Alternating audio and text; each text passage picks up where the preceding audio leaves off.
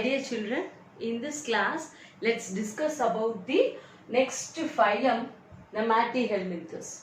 The species which are belonging to this phylum Nemathyhelminthes, they are called as nematodes and they are simply called as roundworms.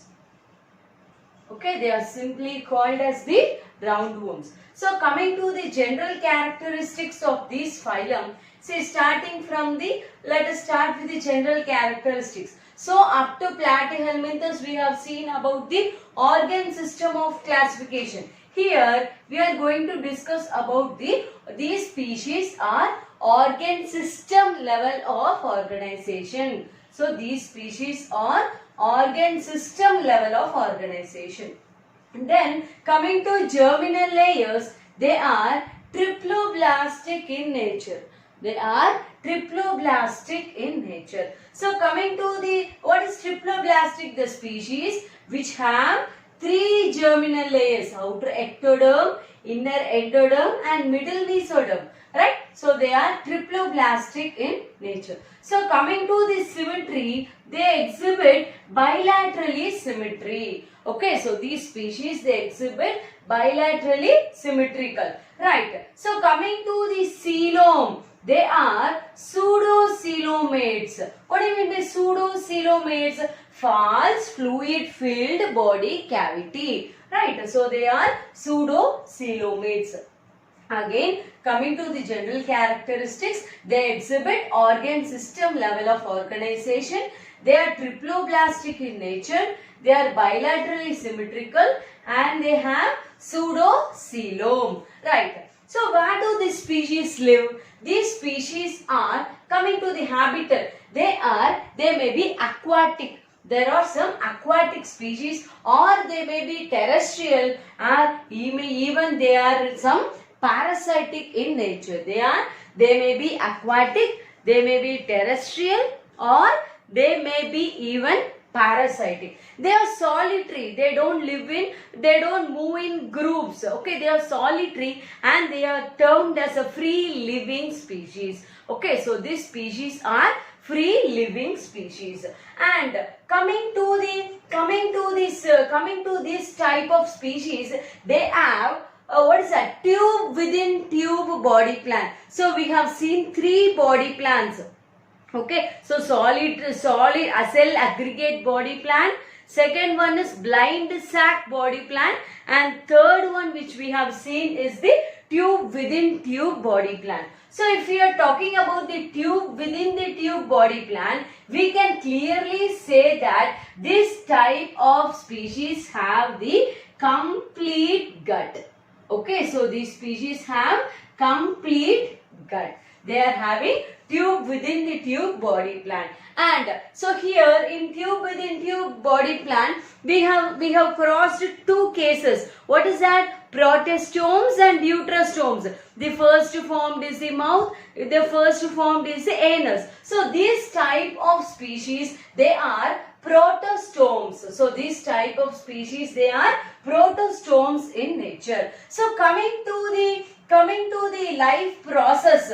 So here we have observed there is a complete digestive system is present. So coming to the process of excretion, they consist of some bigger size of cells called as the rennet cells, which performs the process of excretion. Okay, in nematodes, the excretion is performed by a special type of cells called as rennet cells. So coming to the rennet cells, they are larger in size and they are syncytial. What do you mean by the term syncytial? We have discussed in the previous class. Syncytial is nothing but the condition. The species are multinucleated. The cells are multinucleated. Right? So here these rennet cells are larger in size and they are syncytial. Right? So coming to the body wall. We can talk about the body wall.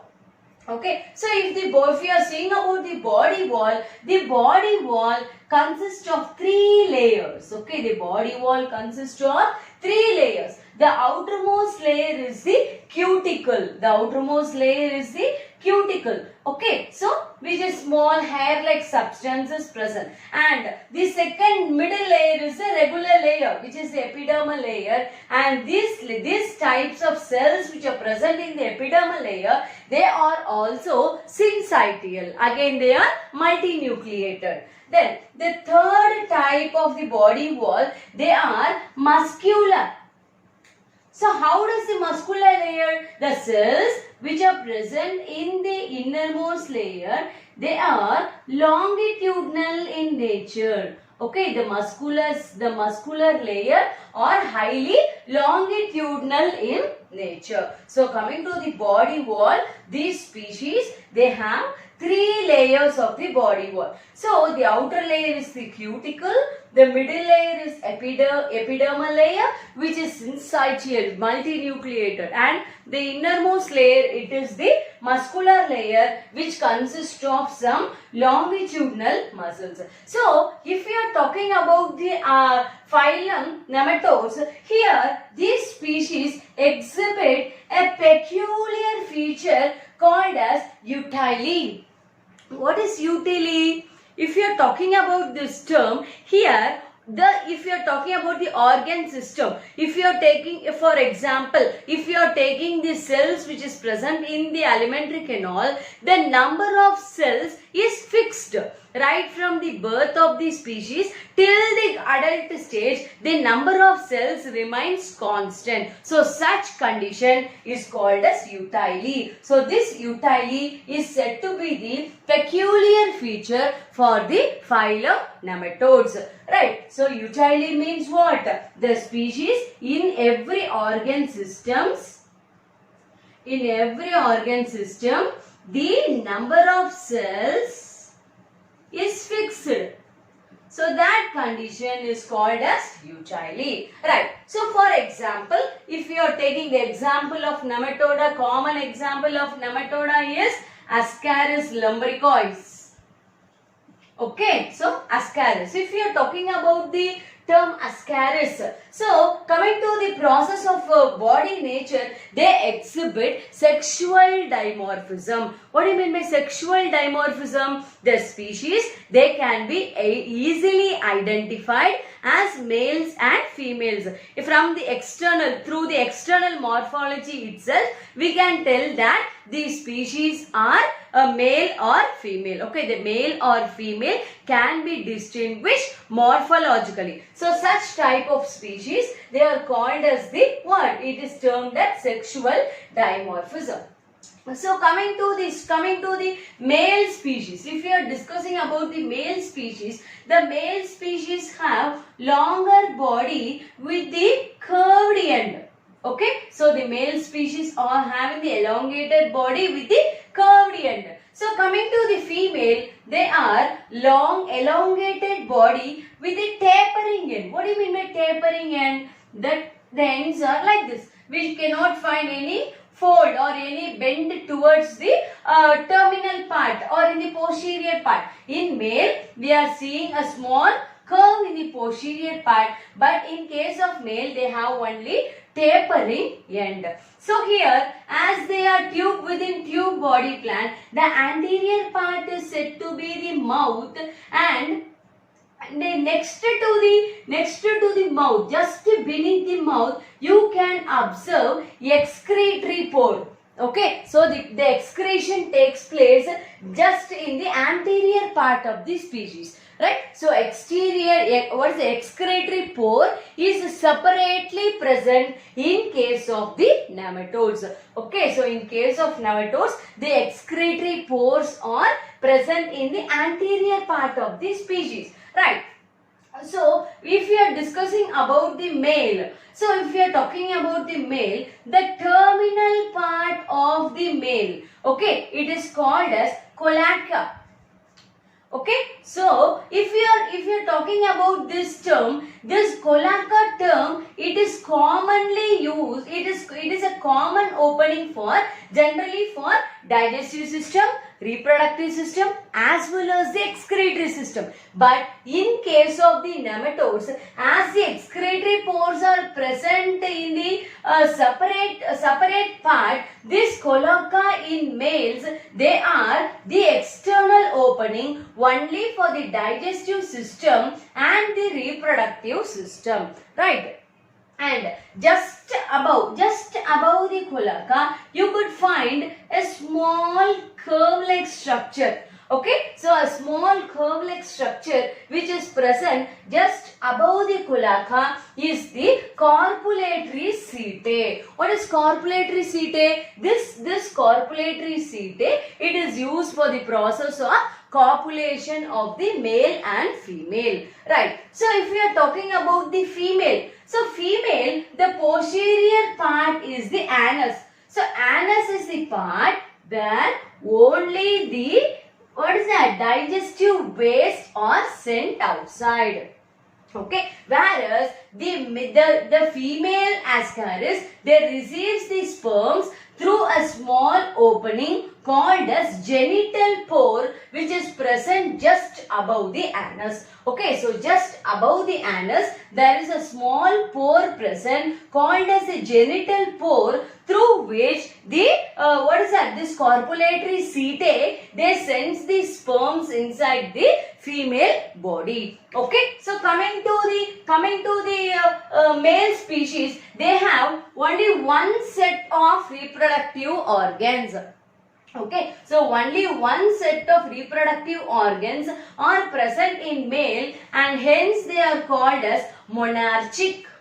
Okay, so only one set of reproductive organs are present in case of male, and hence they are called as monarchic. Okay, so in case of female, they have two sets of the reproductive organs. Okay, so they have two sets of reproductive organs, and hence they are called as didelphic. Okay, hence they are called as didelphic. So in case of male ascaris, the male ascaris consists of only one set of reproductive organs, and hence they are called as monarchic. And since this female, they have two sets of reproductive organs in their body, and hence they are called as the didelphic, right? So coming to the process of life cycle of the ascaris, they are monogenetic. What do you mean by the term monogenetic? The life cycle takes place only in single host species. So for example, if you are taking in the human being, this type of ascaris, they are found in the intestines, right? They are found in the intestine. So the life cycle starts in the intestine and it ends in the intestine. Hence, the life cycle happens in the single host. They are called as monogenetic. And coming to the species, they get nutrients by the process of anaerobic condition. Okay, so anaerobic means what? Absence of oxygen. They perform their metabolism in the anaerobic condition. And what type of food they feed? If the food is being taken to the intestine, right? So if the food is being taken to the intestine, in what happens in the intestine? Generally, the partially digested food or completely digested, and the leftover partially digested foods are being consumed by this ascaris, right? So we are very clear that there are many strong acids present in our body. So those acids cannot kill this ascaris because of the presence of the outer cuticle. Okay, so this outer cuticle, it prevents the damage of the species. Okay, so it prevents the damage of the species. And coming after the process of reproduction, and the fertilization takes place inside the female body. So indirect fertilization is observed, and direct or indirect development is seen in the species. Okay, direct or indirect development is seen in this species. So coming to these nematodes phylum, these are classified into two classes. Okay, so they are classified into two classes. Okay, the first class is called as aphasmedia. Okay, so aphasmedia means what? Absence of phasmid. Okay, so instead of phasmids, so what is phasmid? Phasmids are sensory organs. Okay, so sensory organs. Okay, so these sensory organs are absent in case of the first class aphasmedia, and instead of this phasmid, they consist of another one sensory called as the amphids. What are amphids? Amphids is also the receptors, but not a very good receptor as the phasmids. So these amphids are very good at chemoreceptors. Okay, so they are very good at chemoreceptors. So this is the first class. So first class is what? They are aphasmedia, right? So aphasmedia means what? Absence of phasmid. So instead of phasmid, what it is present? The amphids are present. So what is amphids? Amphids are the chemoreceptors, well developed chemoreceptors. Right. So coming to the next class, phasmedia. So phasmedia indeed it itself determined that it consists of phasmids. Okay, it consists of phasmids. So they are having very well developed sensory organs. So they are having very well developed sensory organs. So this phylum nematodes, it is classified into two types based on the sensation. First one is aphasmedia and second one is phasmedia. So aphasmedia means what? Absence of phasmid. So instead of phasmid, here amphids are present. These amphids are very well developed in case of the chemoreceptors. So coming to the second class, phasmedia, they have very developed phasmids and they are having very well developed sensory organs. So in the next class, let us discuss about the next phylum. So kindly share my channel as much as possible. As I am telling repeatedly, the education should never stop at one point and it should be shared to many people so that let all get benefited. Thank you.